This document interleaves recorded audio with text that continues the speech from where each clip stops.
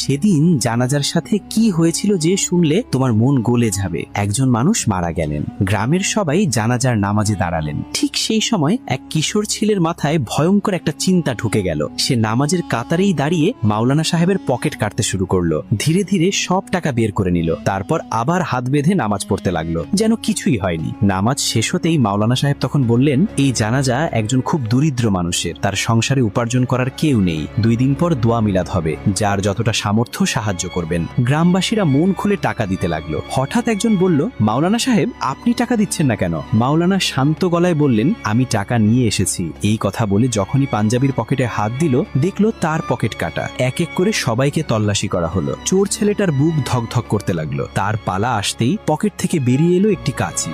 সবাই বুঝে গেল আসল কাহিনী এবং চোরটি ধরা পড়ে গেল এবং তাকে শায়েস্তা করা হলো। লোকজন তখন বলল, জানাজার নামাজেও যার ভয় নেই তার পরিণাম